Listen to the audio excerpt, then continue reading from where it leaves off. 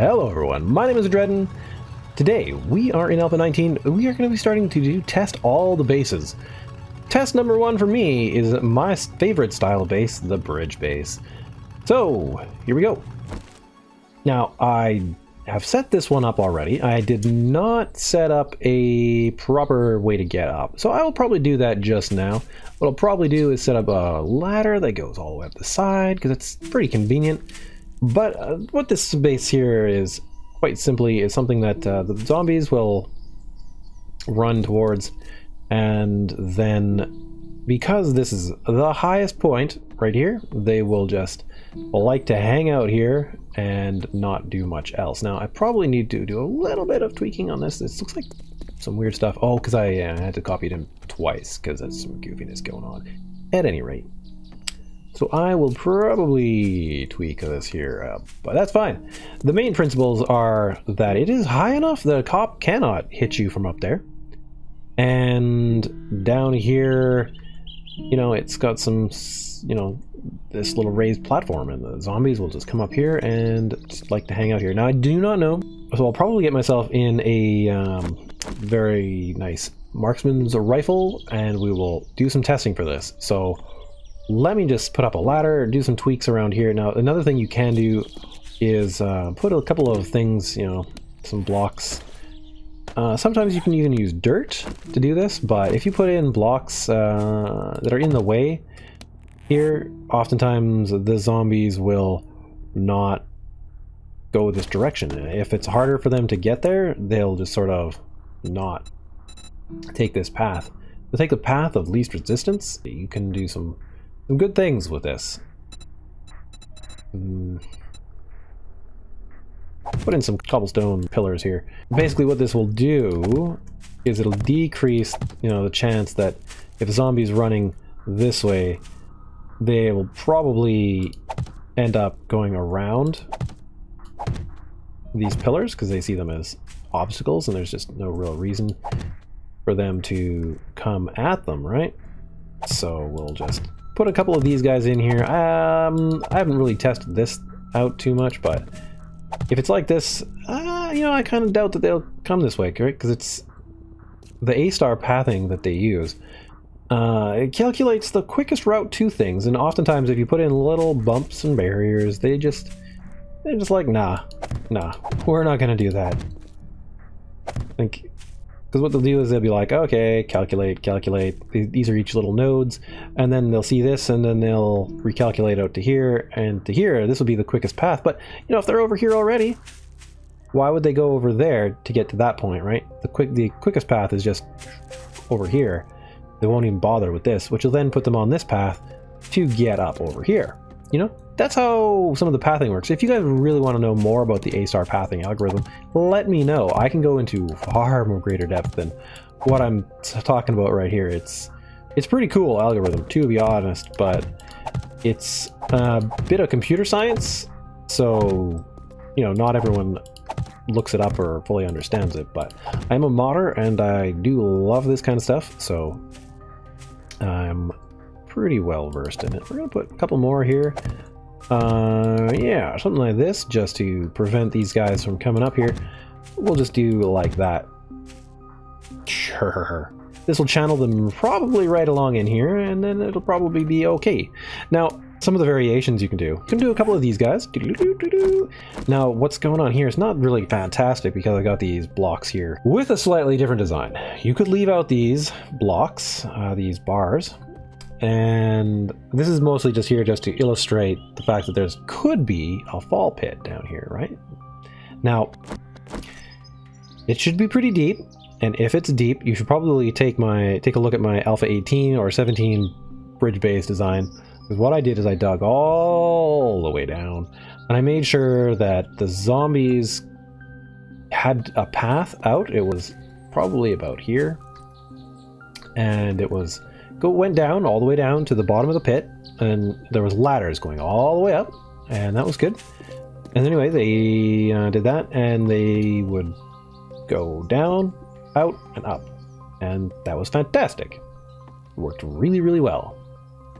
But the other things, like I'm saying, is you could put up a number of these guys Sometimes the detection here is really weird now.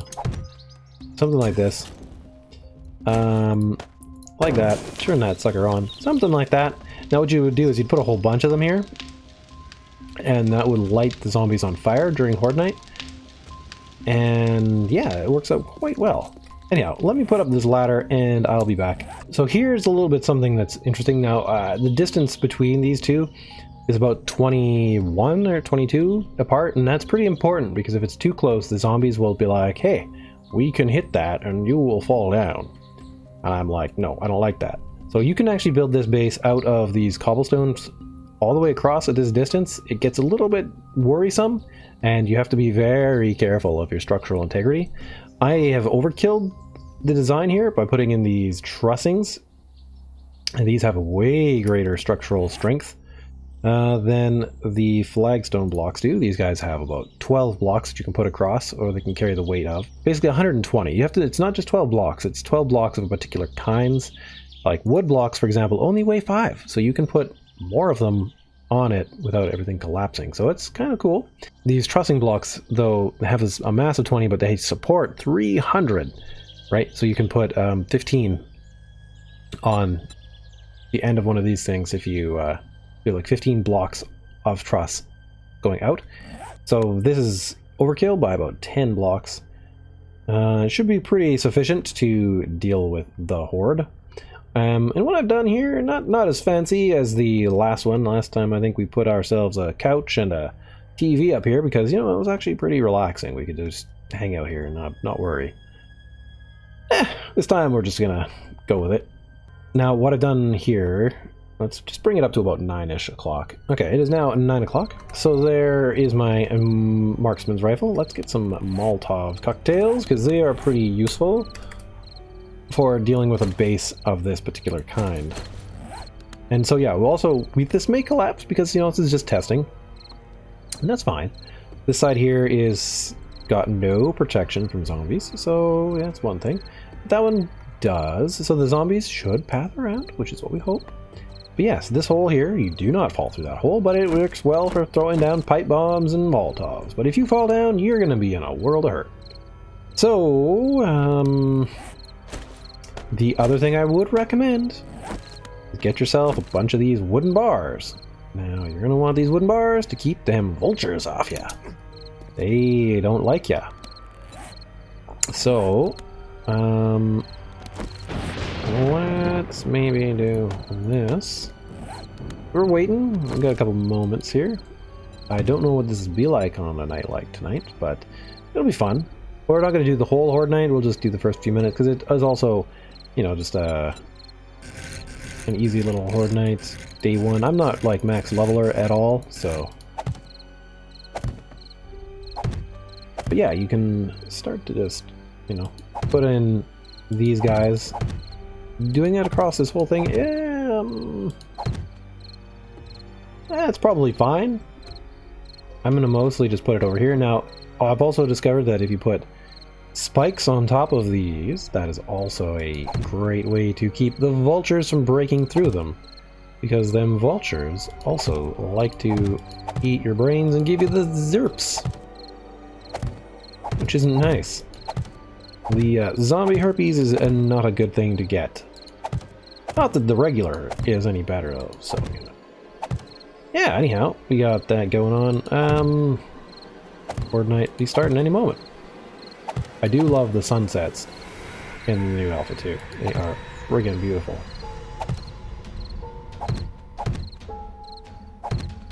Okay, let's see what happens. Hopefully it's pretty good. Alright, so we have one zombie down there. A couple of zombies. So far, they are reacting exactly like I would expect. Now, if you had more of the fire pits down there, they would probably try to hop onto them, and that would be beautiful, because then they'd be lighting themselves on fire. And that is what we want. But what we're going to do, we're going to throw down ourselves a Molotov cocktail. Throw that. Don't hit it on yourself, because that sucks. But, of course, the zombies, they kind of run around there randomly. Oh, that hurts. Good stuff. Let's get out of that fire, because that sucks a lot. find some water. Get some mineral water for the next time we do that, because we're going to do it again. You can guarantee that. Let's try that again. Shallow way. Whoosh, there's some lit up ones.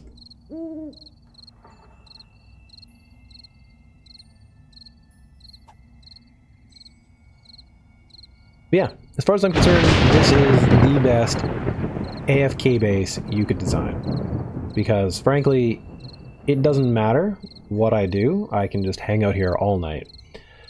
It's not really important. Okay, we are loaded. That is fantastic. You know, and you can practice your shots. Sometimes putting various blocks in that are a little bit higher right in the center will keep them a little more concentrated so that they don't keep running around quite as much. But it's pretty good. It's even better when you have a lot more of the zombies, because then they don't, you know, they kind of can stop each other from running, which is pretty good. So, but yeah, this is essentially all we need to do, and we've discovered once again that the Horde Knight works pretty well up on one of these bases. So remember that from the top of that grate there, from the top of your little pyramid base part, you go over to these pillars, and then it goes up 35-ish. Well, technically 32 is good, but at 35 is a pretty good measure. That's when you can build out, and then just build your platform, and you're good. I mean, as far as I'm concerned, nothing is going to get you from here. Let's just spawn in some better zombies here. I think they'll probably spawn on top of me, because that just tends to happen when I'm up here. It's really kind of annoying, but hey, that's how it is. Oh my! That guy's got a sturdy hit. And death number 1 from Alpha 19. So we're gonna get these guys aware of us. We're gonna get back up to our base. And we're just gonna shoot a bit. Let me see if I can get them to spit at all for you. Just to show you, that's the wrong button. It's right beside the fly button though. So that's why that happens. Come here, cops. Oh, we're in business. Oh, so the spit will break apart these pretty badly. So, I mean, this is just an example base. You'd probably want to upgrade this, but as you can see, I mean, this is all flagstone, right? Like, this is something you could build pretty early on in the whole, you know, grand scheme of things. Okay, so they are spitting at us again, so that's fantastic. So, hopefully. Though this stuff is pretty friggin' corrosive, so yeah, if it randomly hits something from down here, that will probably break that stuff pretty badly. But if we're up here, don't think they will even... Oh, wait a second! Maybe it can reach up here now. This is why we're testing, guys. This is why we're test. Yeah, but see, now we're out of their range. And so, you know, they don't really care. Of course, doing this on that type of platform with those kind of cops, that's a bad idea. They are gonna explode and break this up. But of course, if this was a fall pit, they would fall down, walk out, go up your ramp or your ladder that you make over here, and then you'd be pretty good. And now this guy's trapped in there, which is really bad. We're gonna have to end him before he gets back up and causes us too much problem. I think maybe he's dead, which is good. But if they were to blow up, yeah, they would just... This particular one would be good. If you could upgrade it to steel, that would be fantastic. Then they wouldn't really be able to do much. But yeah, this is pretty good. You know, you could just hang out here. Now, I designed this type of base when I was building a giant castle in Alpha 16 because I got sick and tired of repairing my castle every freaking week. It just got to be too much when I was like trying to actually build the friggin' castle. So, you know, I made this instead. Anyhow, I'm gonna just park my body here and we'll just take a little bit of a look around. So I'm up there. Yay. One last thing I wanted to check was if the sledge turret will actually do much from here, which it won't, because of course you're too far away. Now, if this was a powered one of these, this would be pretty freaking cool, because you could just put a bunch of these here and it would just smash them. But that's not, unfortunately, how this guy works. Yeah, well, I'll maybe do a video on something like that later. Anyhow, what you could do is you could put turrets here, and here, and have them just, you know, connected up to a power system. Oh, this was one of the other things that I wanted to show, was that sometimes it can take a bit of damage before the entire thing will collapse.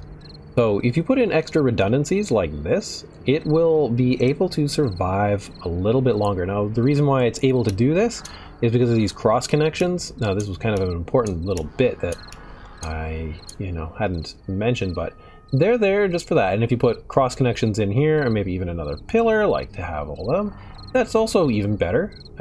You could even build this thing into a gigantic square if you needed to.